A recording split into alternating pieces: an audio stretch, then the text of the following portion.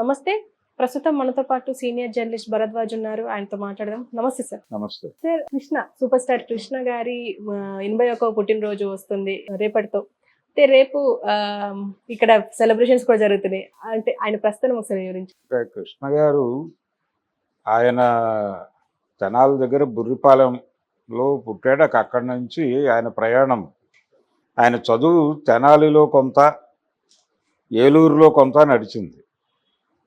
అంటే ఆయన school studies అన్నీ కూడా అక్కడే జరిగినాయి, తెనాలిలోనే జరిగినాయి. కాలేజీ మాత్రం ఆయన సిఆర్ రెడ్డి కాలేజీలో చదివాడు, ఏలూరులో. కారణం, తెనాలిలో ఆయనకి చదువు మీద శ్రద్ధ తగ్గుతోంది అని వారి నాన్నగారు అనుకోవడం వలన బంధువుల ఇంట్లో పెట్టి అక్కడ ఏలూరులో చదివించారు. ఏలూరులో ఆయన చదివినప్పుడు నిజానికి ఆయన మురళీమోహన్ వాళ్ళిద్దరూ క్లాస్మేట్స్ అప్పుడు ఇంటర్మీడియట్లో, పియూసి అనేవాళ్ళు. అది ఫెయిల్ అయ్యారు, ఇద్దరు ఫెయిల్ అయ్యారు. ఫెయిల్ అయిన తర్వాత ఒక 5 మార్కులు గ్రేస్ ఇచ్చి పాస్ చేశారు. ఎందుకంటే ఆ కోర్సు ఆపేస్తున్నారు, తర్వాత ఇంటర్ ప్రవేశిస్తోంది. అప్పుడు ప్రవేశిస్తున్న సమయంలో ఇందులో ఫెయిల్ అయినటువంటి విద్యార్థులను ముందుకు నడిపించేయాలనే ఉద్దేశంతో ఒక 5 మార్కులు గ్రేస్ ఇచ్చినప్పుడు వీళ్ళిద్దరూ పాస్ అయ్యారు. కానీ మురళీమోహన్కి అర్థమైపోయింది ఇది మన ఏరియా కాదు అని. అర్థమైపోయి ఆయన వ్యాపారంలోకి వెళ్ళిపోతాను, నేను ఇక్కడ ఉండను అని చెప్పి వెళ్ళిపోయి, తర్వాత తన బంధువుల వ్యాపారంలో చేరి వాళ్ళతో కొంతకాలం ప్రయాణించి తర్వాత విజయవాడ అగ్రోటెక్ కంపెనీ ఒకటి పెట్టుకుని అలా స్థిరపడ్డాడు ఆయన. కృష్ణ గారు మాత్రం కొనసాగాడు చదువులో, డిగ్రీలో జాయిన్ అయ్యాడు ఆయన. ఏలూరులోనే సిఆర్ రెడ్డి కాలేజీలోనే డిగ్రీ చేశాడు ఆయన. అక్కడి నుంచి అంటే ఆయనకి ఇన్స్పిరేషన్, ఆయన సినిమా హీరో అనుకోవడానికి కారణం అక్కినేని నాగేశ్వరరావు గారు. దేవదాసు విజయోత్సవ వేడుకల్లో భాగంగా తెనాలి వచ్చినప్పుడు అక్కినేనికి జనాలు బ్రహ్మరథం పట్టడం, ఆయన వెనకాల జనాలు పరిగెట్టడం, ఆయన ఉన్న ప్రదేశానికి జనాలు పరిగెత్తుకెళ్ళి ఆయన ఒక్కసారి చెయ్యి ఊపితే చూసి తరించిపోవడం, ఇవన్నీ చూశాడు ఈయన విద్యార్థిగా. చూసి అప్పుడు అనిపించింది ఆయనకి హీరో కావాలి అని.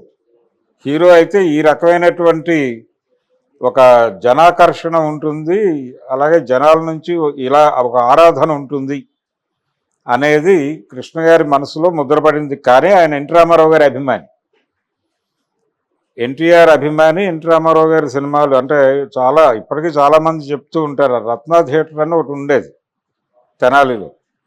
ఆ రత్న థియేటర్లో రామారావు గారి సినిమాలు విడుదలైతే ఈయన అక్కడ కోలాహలం చేసేవాడు అని.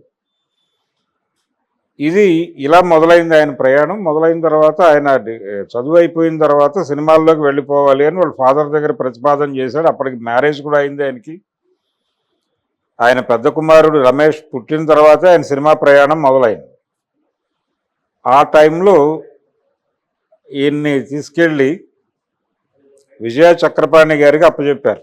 అంటే చక్రపాణి గారిది కూడా తెనాలి అవడంతో ఈయన ఫాదర్కి ఆయనతో కొంత పరిచయం ఉండి తీసుకెళ్ళాడు. తర్వాత ఎన్టీ రామారావు గారి దగ్గర కూడా తీసుకెళ్ళారు. అయితే ఎన్టీఆర్ చెప్పిన సలహా ఏంటంటే, నీ వాచకం అంటే నీ డైలాగ్ ఇంకా డెవలప్ అవ్వాల్సి ఉంది, కాబట్టి నాటకాల్లో నటించే ప్రయత్నం చేయి, బలంగా చేస్తే దాని ద్వారా నీకు డిక్షన్ అలవడుతుంది. డైలాగ్ని ఎక్కడ కట్ చేయాలి, ఎలా మాడ్యులేట్ చేయాలి అనేది దానికి విడిగా శిక్షణలో ఇస్తారు, కానీ అవన్నీ అక్కర్లేదు, నువ్వు 4-5 నాటకాల్లో వేసేస్తే నీకు అర్థమైపోతుంది అని ఒక అడ్వైజ్ చేశాడు ఆయన. తర్వాత ఈయన నాటకాల వైపు వెళ్ళాడు. అలా ప్రజానాట్య మండలి వైపు వెళ్ళాడు. ప్రజానాట్య మండలిలో చాలా నాటకాలు ఆడాడు ఆయన. ప్రజానాట్య మండలి నాటకాలలో నటిస్తున్న సమయంలోనే ఆయనకి గరికపాటి రాజారావు గారి పరిచయం అయింది. డాక్టర్ గరికపాటి రాజారావు గారు ఆయన తర్ఫీజులో ఈయన ట్రైన్ అయ్యాడు. అక్కడే ఆయన మేకప్ మ్యాన్గా పనిచేసినటువంటి మాధవరావు గారి పరిచయం కూడా అక్కడే అయింది. తర్వాత రోజుల్లో కృష్ణ గారికి పర్మనెంట్ మేకప్ మ్యాన్గా ఉన్నాడు ఆయన, మాధవరావు గారు. ఆయన ఆ రోజున కృష్ణ గారికి గురువు. ఆత్రేయ గారి నాటకం, ఈనాడు, ఇవన్నీ ఆడేవాళ్ళు వాళ్ళు ప్రజానాట్య మండలి వారు. వాటిలో ఈయన కీలక పాత్ర పోషించేవాడు కృష్ణ గారు. ఇలా మొదలైంది ఆయన ప్రయాణం, నటుడిగా ఆయన ప్రయాణం. ఇది నడుస్తున్నటువంటి సమయంలోనే ఆదుర్తి సుబ్బారావు గారు అంటే నూతన నటీనటులతో పూర్తి స్థాయిలో అన్ని క్యారెక్టర్స్కి, అంతకుముందు కొన్ని పాత్రల్లో కొత్త ఆర్టిస్టులను ప్రవేశపెట్టడం అనేది జరిగేది. అయితే బాబు మూవీస్ అనే ఆయన సొంత బ్యానర్ ఉండేది ఆదుర్తి సుబ్బారావు గారిది. ఆ బాబు మూవీస్ బ్యానర్ మీద మంచి మనసులు అని ఒక పెద్ద సక్సెస్ఫుల్ సినిమా తీశాడు ఆయన అక్కినేని నాగేశ్వరరావు గారితో. దాని తర్వాత మూగ మనసులు తీశాడు, అది చాలా పెద్ద హిట్. ఆ 2 సినిమాల తర్వాత ఆయన లేత మనసులు అనే పేరుతో ఒక సినిమా అనౌన్స్ చేశాడు. అనౌన్స్ చేసినప్పుడు ఆ ప్రకటనలో మొత్తం A to Z ఈ సినిమాలో ప్రతి పాత్రకి కొత్త ఆర్టిస్ట్ని తీసుకుంటున్నాను అని పేపర్ ప్రకటన ఇచ్చాడు ఆయన. ఇచ్చినప్పుడు చాలామంది అప్రోచ్ అయ్యారు. ఆదుర్తి సుబ్బారావు గారు అంటే ఆ రోజుల్లో స్టార్ డైరెక్టర్ ఆయన. ఆయన డైరెక్ట్ చేస్తే సినిమా హిట్ అవ్వటమే తప్ప ఫ్లాప్ అవ్వటం లేదు అని ఆయన హవా నడుస్తున్న రోజులు. దాంతో వీళ్ళందరూ అప్లై చేసుకున్నారు, చాలామంది అప్లై చేశారు. దాన్ని కృష్ణరాజు గారు కూడా అప్లై చేసుకున్నాడు. అయితే వాళ్ళు రామ్మోహన్ని అలాగే కృష్ణని సెలెక్ట్ చేశారు. అందులో ఇద్దరు హీరోలు ఉంటారు. ఆ ఇద్దరు హీరోల్లో ఒక పాత్రకి కృష్ణని, ఒక పాత్రకి రామ్మోహన్ని తీసుకున్నారు. తీసుకుని వీళ్ళకి డైలాగ్ ట్రైనింగ్ ఇవ్వటం కోసం కె విశ్వనాథ్ గారి నాయకత్వంలో ఒక శిబిరం పెట్టారు. విశ్వనాథ్ గారు ఆదుర్తి సుబ్బారావు గారి దగ్గర అసిస్టెంట్ అప్పుడు. అందుకని ఆయన వీళ్ళందరినీ తీసుకెళ్ళి ట్రైన్ చేసి ఆ తర్వాత వీళ్ళు ఏ మేరకు తరఫీదు పొందుతున్నారో మెరీనా బీచ్కి తీసుకెళ్ళి వీళ్లతో డైలాగులు చెప్పించి వినేవాడు ఆయన ఆదుర్తి సుబ్బారావు గారు. ఇలా ట్రైన్ చేసి, ఎలాగూ నటీనటులకు ఎవరికి రెమ్యూనరేషన్లు పెద్దగా ఇవ్వడం లేదు కాబట్టి ఆ ఖర్చు మిగులుతోంది అనే ఉద్దేశంతో బ్లాక్ అండ్ వైట్లో మొదలుపెట్టినటువంటి ఈ లేత మనసులు సినిమాని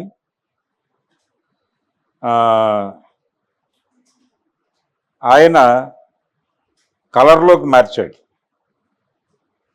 కలర్లోకి మార్చి ఆ సినిమాని కలర్లో తీశాడు. అంటే కృష్ణ గారు నటించిన మొదటి సినిమానే కలర్. ఆ తర్వాత కన్నె మనసులు అనే సినిమా బ్లాక్ అండ్ వైట్లో చేశారు. ఆ సినిమా ఆడలేదు.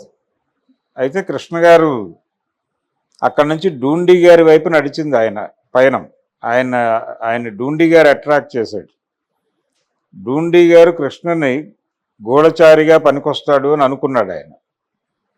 అనుకుని గూఢచారి 116 అనే సినిమా 116 ఆ సినిమాలో మల్లికార్జునరావు గారి డైరెక్షన్లో ఇతనికి అవకాశం కల్పించాడు కృష్ణ గారికి.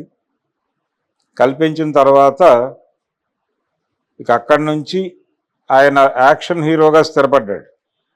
అదే టైంలో బాపు గారు సాక్షి తీశాడు. సాక్షి సినిమా కూడా అంటే పెద్ద సక్సెస్ఫుల్ సినిమా కాదు, కానీ నటుడిగా కృష్ణ గారికి ఒక ఎలివేషన్ ఇచ్చిన సినిమా. అలాగే విజయ నిర్మల్తో ఆయన ప్రయాణం మొదలైనటువంటి సినిమా.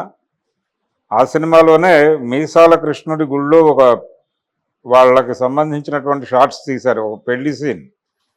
అందులో ఒక పాట ఉంటుంది, ఆరుద్ర గారు రాసిన పాట, అమ్మ కడుపు చల్లగా అత్త కడుపు చల్లగా అని.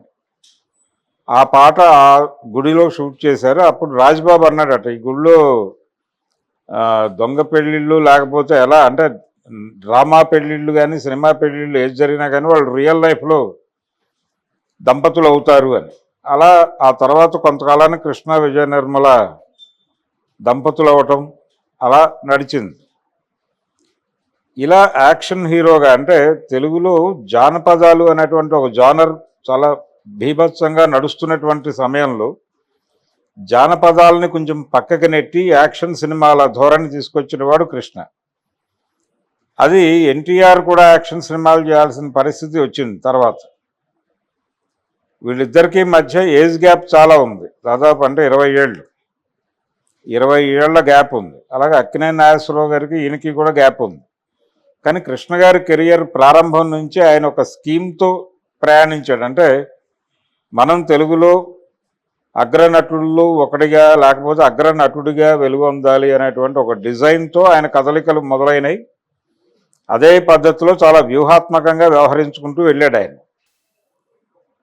ఈ వెళ్ళే క్రమంలో రామారావు గారు వదిలేసినటువంటి సినిమా, అంటే చెయ్యాలి అనుకుని చెయ్యకుండా వదిలేసి ఎవరు చేయకుండా ఉంటే బాగుంటుంది అనుకున్న సినిమా అల్లూరి సీతారామరాజు తను అటెంప్ట్ చేశాడు.